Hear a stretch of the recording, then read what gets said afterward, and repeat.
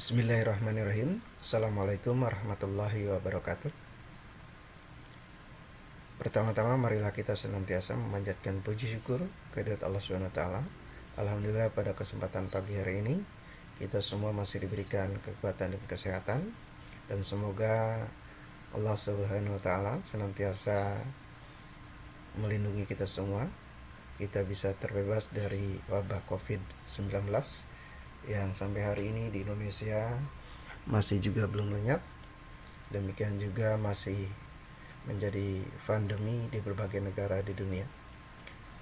Mari kita tetap jaga kesehatan, kita laksanakan social distancing, jaga jarak, dan hidup bersih agar kita terbebas dari virus COVID-19. Baik, para peserta didik yang Bapak cintai dan Bapak banggakan, ketemu kembali dengan Bapak pada kesempatan kali ini pada kegiatan MPLS peserta didik baru tahun pelajaran 2020-2021. Sekalipun pertemuan kita tidak dalam bentuk tatap muka, hal ini karena kita menyesuaikan diri dengan kondisi darurat COVID-19. Para peserta didik yang berbahagia, pada materi ini Bapak diberikan kesempatan untuk menyampaikan materi tentang kesadaran berbangsa dan bernegara. Para peserta pertama, Bapak sudah menyampaikan profil diri pada saat menyampaikan materi tentang sarana dan prasarana di lingkungan sekolah. Dan ini profil diri Bapak ya.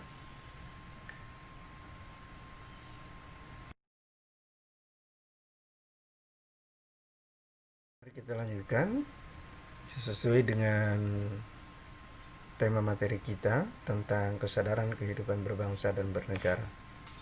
Namun sebelum kita mencoba memahami tentang konsep kesadaran kehidupan berbangsa dan bernegara, ada baiknya sekedar kita pahami tentang konsep apa itu bangsa, juga apa itu negara. Harapannya setelah kita memahami konsep tentang bangsa dan negara ini, maka kemudian kita memiliki kesadaran diri sebagai bagian dari bangsa dan negara Indonesia tercinta. Baik, kita awali dari konsep tentang bangsa atau nation.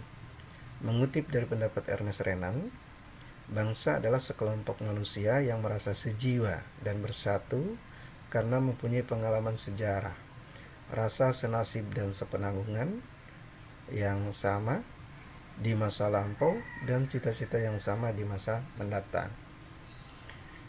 Ini secara definisi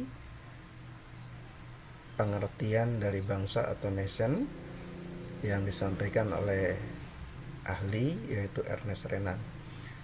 Dari definisi ini jelas bagi kita bahwa yang disebut bangsa adalah sekelompok manusia, di mana kelompok manusia itu merasa bersatu dan dipersatukan oleh kondisi-kondisi yang sama, baik itu karena pengalaman sejarah di masa lalu, adanya rasa senasib sepenanggungan, bahkan lebih dari itu, mereka dipersatukan karena memiliki cita-cita yang sama.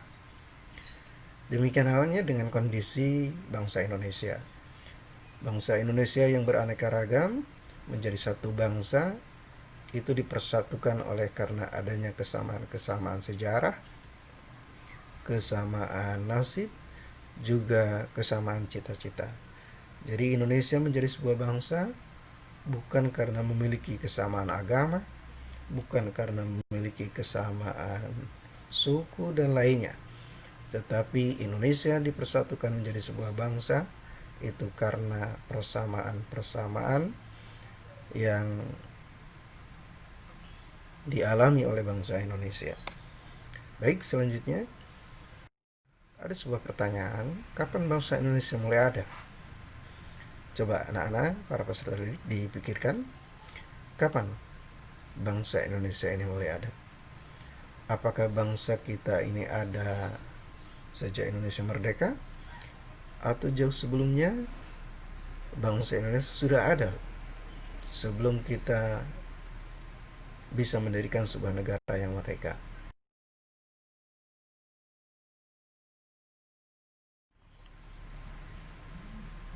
Silakan pertanyaan tadi dipahami, didiskusikan, kemudian dicari jawabannya.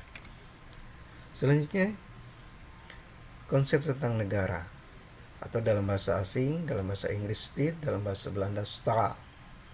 Apa itu negara? Secara definisi, para ahli banyak memberikan definisi. Di antara banyak definisi itu, Bapak ambil satu kutipan ahli. Ya, ada yang mengatakan, di antaranya Lubnan mengatakan, negara adalah organisasi kekuasaan yang bertujuan mengatur masyarakat dengan kekuasaannya itu.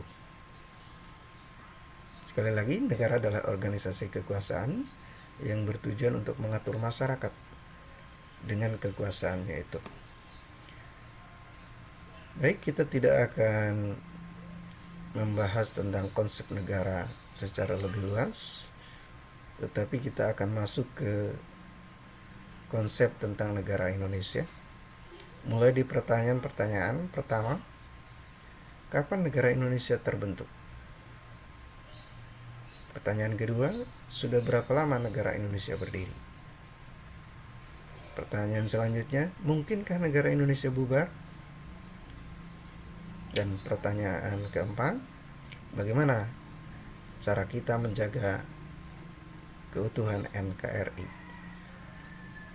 Pertanyaan-pertanyaan ini membutuhkan jawaban, dan Bapak minta silakan para peserta didik untuk mengeksplor, berdiskusi dengan teman dalam berbagai kesempatan, sekalipun tidak harus berdiskusi tatap muka, tetapi bisa melalui chat dan lain sebagainya untuk berdiskusi, menemukan jawaban-jawaban atas pertanyaan-pertanyaan tadi. Sekali lagi, kapan negara Indonesia terbentuk? Sudah berapa lama negara Indonesia berdiri? Mungkinkah negara Indonesia bubar? Bagaimana cara kita menjaga keutuhan NKRI? Nah, pertanyaan-pertanyaan ini dibuat jawabannya ditulis, dan nanti saat kita ada kesempatan, jawaban atas pertanyaan itu dikumpulkan kepada panitia atau ke sekolah. Bangsa Indonesia telah memiliki kesepakatan dasar atau konsensus dasar nasional, kesepakatan nasional. Kesepakatan ini meliputi 4 hal. Pertama adalah Pancasila. Kedua, Undang-Undang Dasar Negara Republik Indonesia tahun 1945. 3, NKRI atau Negara Kesatuan Republik Indonesia. Keempat, Bhinneka Tunggal Ika.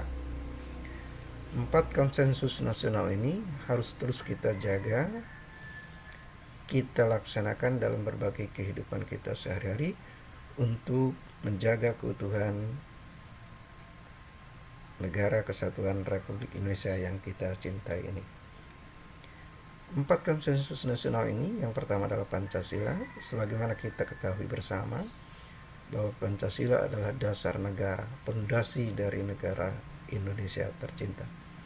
Selain sebagai selain sebagai dasar negara, Pancasila juga bagi bangsa Indonesia menjadi ideologi, menjadi pandangan hidup, menjadi cita-cita, menjadi perjanjian luhur, bahkan menjadi karakter atau kepribadian bangsa Indonesia.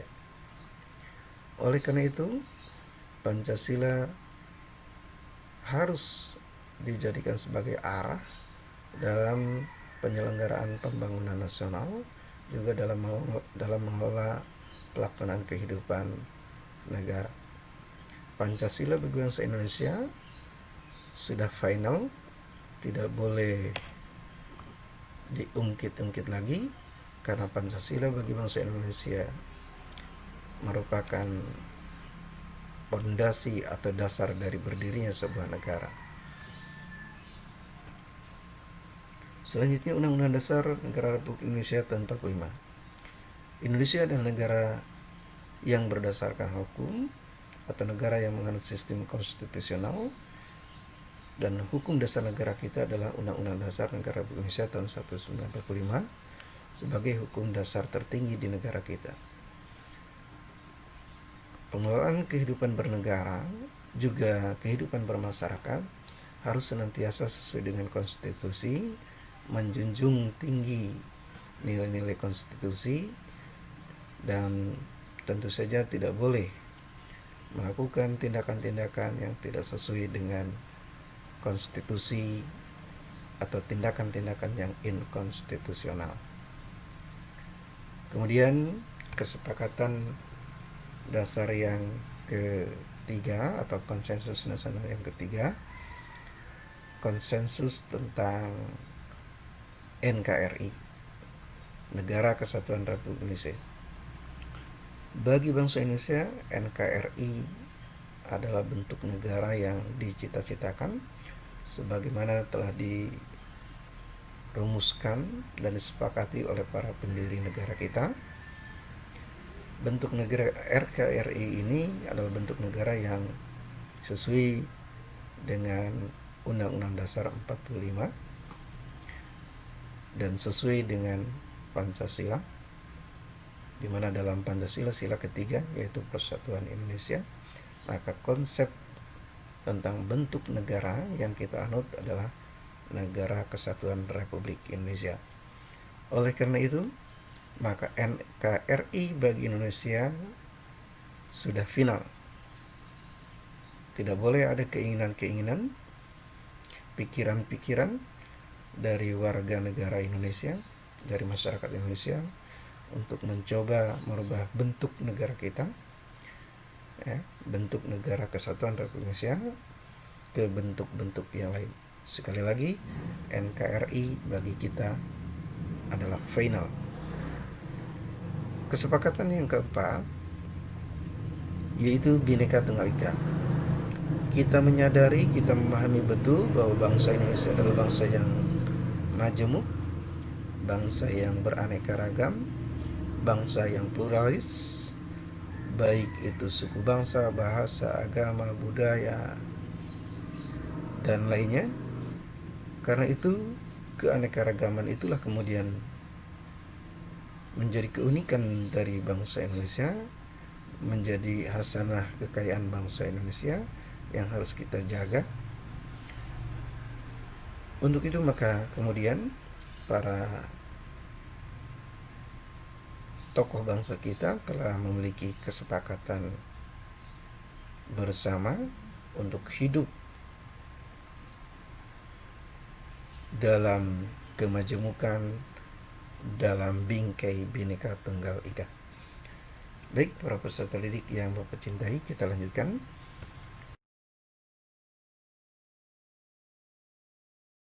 Kesadaran kehidupan berbangsa dan bernegara.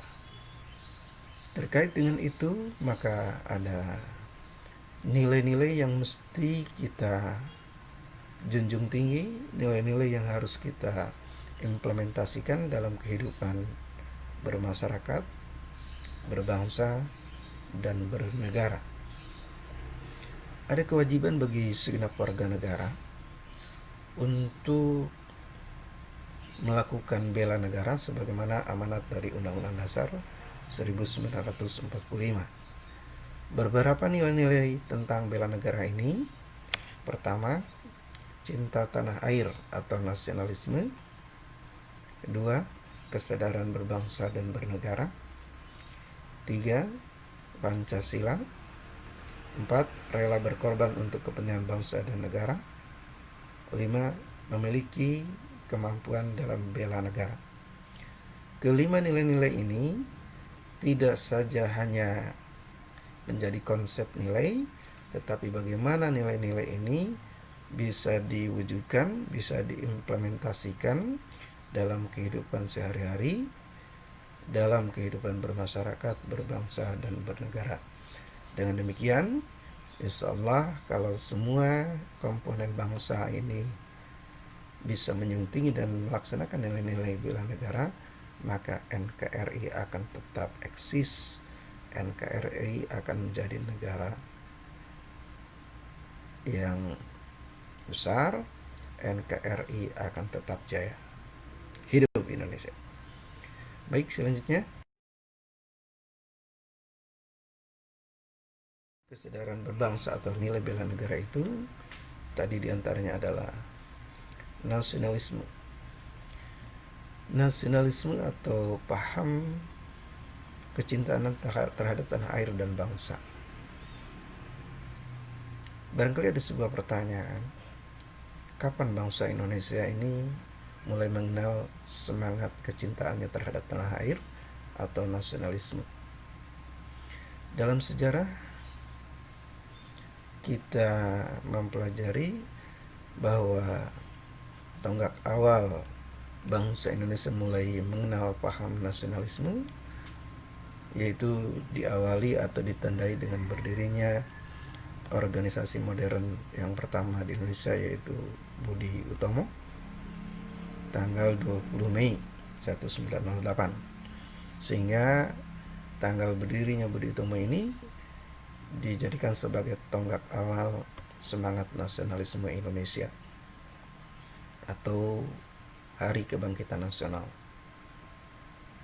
Dan dalam perjalanan sejarahnya, semangat kebangsaan atau nasionalisme bangsa Indonesia ini mencapai puncaknya dalam peristiwa Sumpah Pemuda 28 Oktober tahun 1928, di mana para pemuda Indonesia melaksanakan sebuah ikrar, melaksanakan sebuah konsensus nasional yang kita kenal dengan Sumpah Pemuda. Ada 3 hal yang harus dilakukan terkait dengan jiwa dan semangat nasionalisme. Pertama, mengembangkan persamaan di antara suku-suku yang ada di Indonesia. Kedua, mengembangkan sikap toleransi. Ketiga, memiliki rasa senasib sepenanggungan di antara sesama bangsa Indonesia. Ini 3 hal yang mesti kita lakukan oleh seluruh komponen warga, oleh seluruh rakyat Indonesia, agar kita bangsa Indonesia bisa hidup rukun, damai dalam keanekaragaman, sehingga Indonesia akan tetap menjadi negara yang kuat, negara maju, negara yang menjadi kebanggaan kita semua. Baik, para peserta kita lakukan, maka selanjutnya adalah 4 hal yang harus kita hindari. Karena kalau 4 hal ini kita tidak hindari, ini akan menimbulkan perpecahan, akan menimbulkan disintegrasi bangsa. Keempat hal itu, pertama adalah sikap sukuisme atau paham kesukuan. Kita tahu bahwa bangsa Indonesia adalah bangsa yang beraneka ragam, termasuk beraneka ragam suku. Ada banyak suku bangsa Indonesia. Ada Sunda, ada Jawa, ada Batak, ada Minang, ada Aceh, ada Betawi, dan lain sebagainya. Keanekaragaman suku ini menjadi sebuah keistimewaan, keindahan tersendiri, kekayaan tersendiri bagi bangsa Indonesia. Dengan itulah maka Indonesia menjadi hebat. Tetapi juga perlu kita pahami bahwa keanekaragaman itu juga bisa menjadi pemicu terjadinya konflik antar suku jika kita tidak bisa mengedepankan kepentingan nasional dan lebih mengedepankan kepentingan suku atau rasnya masing-masing. Jadi yang pertama yang mesti kita hindari adalah sikap sukuisme atau lebih mengedepankan kepentingan sukunya dibandingkan kepentingan yang lebih besar, yaitu kepentingan nasional. Kemudian yang kedua adalah chauvinisme. Chauvinisme adalah sikap nasionalis atau sikap yang memandang bangsanya jauh lebih hebat dibandingkan dengan bangsa-bangsa lain. Ya. Jadi sikap ini juga mesti kita hindari karena ini akan menjadi penyebab terjadinya konflik. Ya. Jadi sikap chauvinisme ini harus kita hindari karena tentu saja Indonesia yang beraneka ragam atau pluralis ini yang terdiri dari berbagai banyak ras atau suku, kita punya prinsip tidak ada suku atau ras yang jauh lebih baik dibandingkan dengan ras-ras yang lainnya. Kita adalah bangsa Indonesia, kita hidup dalam keindonesiaan. Kita tidak pernah memandang bahwa bangsa kita, suku kita, ras kita lebih baik dari suku atau ras yang lain. Demikian juga dalam konteks kehidupan berbangsa, dalam konteks internasional, kita tidak pernah memandang bangsa kita lebih hebat dibandingkan dengan bangsa-bangsa lain di dunia. Sikap yang ketiga yang mesti kita jauhi adalah ekstremisme, baik ekstremisme kiri maupun ekstremisme kanan. Jadi sikap ekstremisme ini harus kita jauhi karena ini juga bisa menjadi penyebab kehancuran kehidupan berbangsa, menjadi pemecah persatuan dan kesatuan nasional. Ya, kita punya pengalaman pahit terkait dengan sikap ekstremisme ini, baik dari kelompok-kelompok berhaluan kiri maupun kelompok-kelompok berhaluan kanan. Kemudian yang keempat adalah sikap provinsialisme, paham tentang kedaerahan atau provinsi. Jadi paham yang memandang bahwa provinsi A jauh lebih baik dibandingkan dengan provinsi yang lainnya, atau paham yang lebih mengedepankan kepentingan kedaerahan yang bersifat provinsi. Tentu saja dalam konteks negara Kesatuan Republik Indonesia NKRI, sikap ini harus dihindari karena yang harus diutamakan dalam kehidupan berbangsa dan bernegara adalah kepentingan nasional. Jadi kepentingan nasional harus ditempatkan di atas segala kepentingan, baik individu, golongan, daerah, termasuk juga provinsi. Jadi sikap provinsialisme ini adalah sikap yang harus kita hindari untuk tetap menjaga keutuhan NKRI. Para peserta didik yang berbahagia, kita lanjutkan. Ciri patriotisme. Ada beberapa ciri yang menjadi indikator dari sikap patriotisme. Pertama, orang dikatakan patriotik atau memiliki sikap patriotisme, maka akan nampak yang pertama adalah cinta tanah air. Dan sudah barang tentu ya, orang yang memiliki sikap patriotisme itu akan rela berkorban untuk kepentingan bangsa dan negaranya.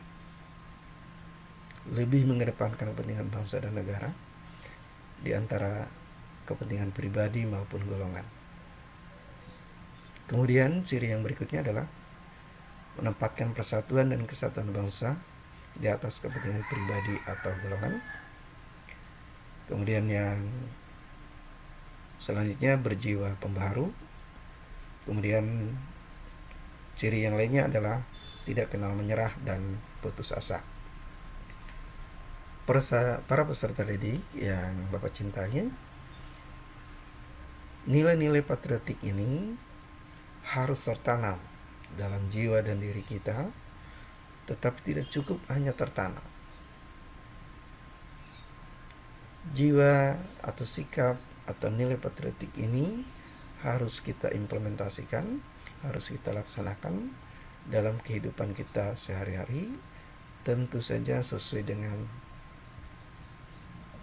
kapasitas, profesi, dan kemampuan kita masing-masing. Baik, ini dapat kita wujudkan atau dapat kita laksanakan dalam berbagai kehidupan.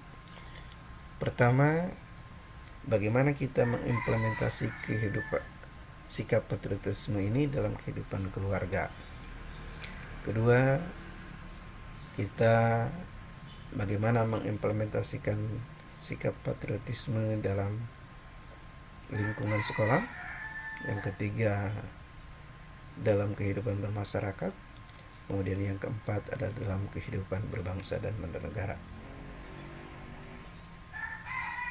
Terkait dengan ini, maka Bapak harapkan silahkan para peserta didik mencoba mengidentifikasi, mencari contoh-contoh bentuk pengamalan atau implementasi dari sikap patriotisme. Yang pertama di lingkungan keluarga, yang kedua di lingkungan sekolah, yang ketiga di lingkungan masyarakat, yang keempat di lingkungan atau dalam konteks kehidupan berbangsa dan bernegara. Baik, selanjutnya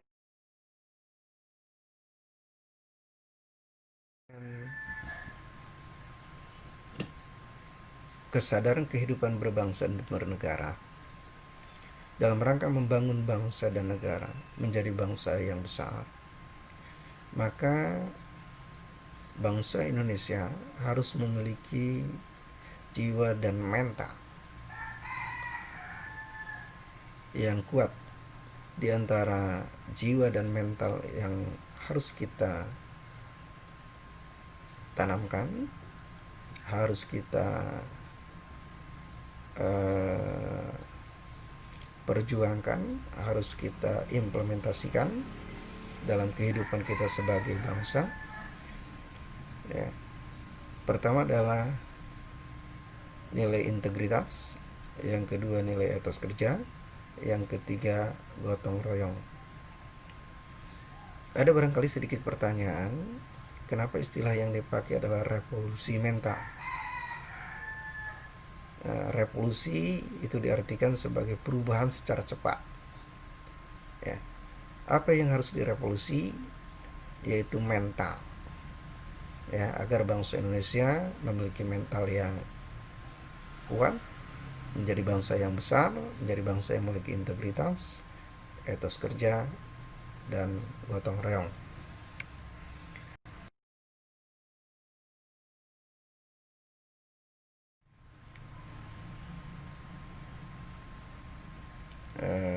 Apa satu lagi tadi? Religius, nasionalis, gotong royong, mandiri, dan integritas.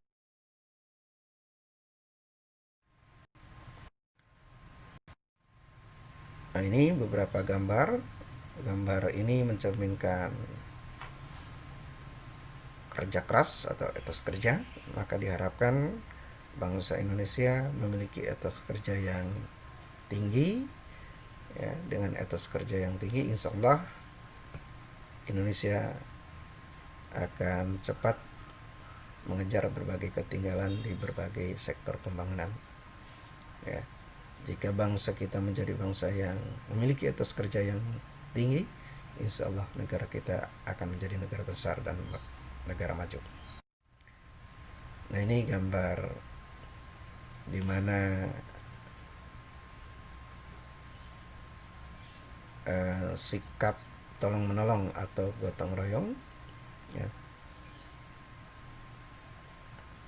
sikap senang membantu terhadap orang lain. yang mencerminkan sikap religius, ketaatan dalam menjalankan ibadah agama. Tentu saja sebagai bangsa yang religius, ya, kita tidak hanya sebatas memiliki kepercayaan atau keyakinan terhadap Tuhan, tetapi juga kita dituntut untuk ketaatan dalam melaksanakan ibadah agama.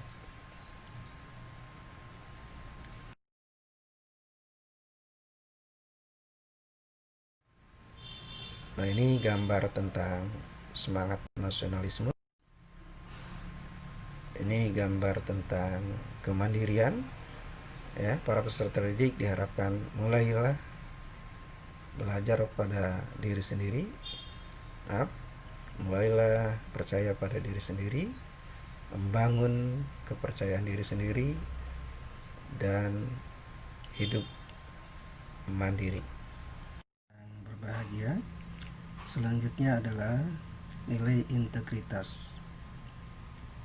Integritas identik dengan nilai-nilai kejujuran, nilai-nilai kedisiplinan, nilai-nilai tanggung jawab, nilai-nilai moralitas, nilai-nilai kepercayaan atau aman, dan nilai-nilai positif lainnya.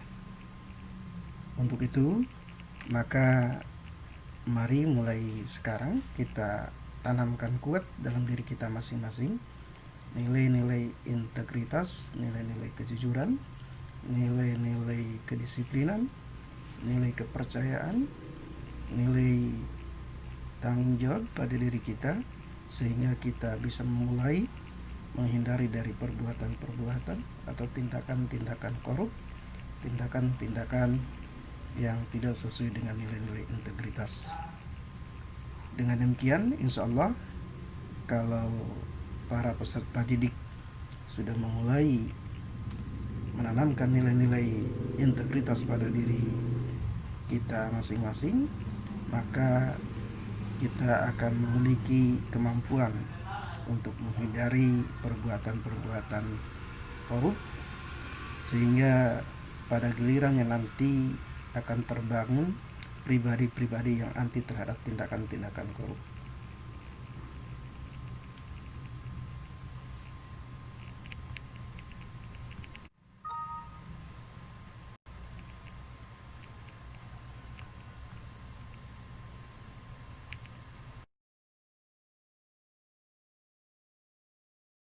Selanjutnya, dan nampaknya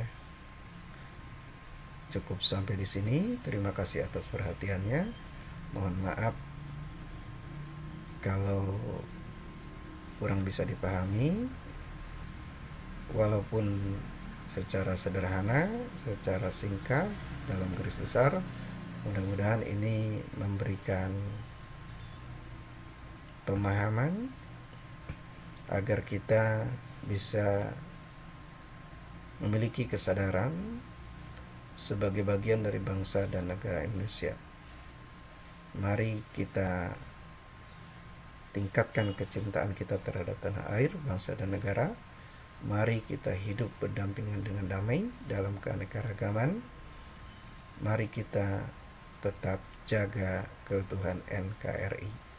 Indonesia merdeka, NKRI harga mati, Pancasila final bagi Indonesia merdeka.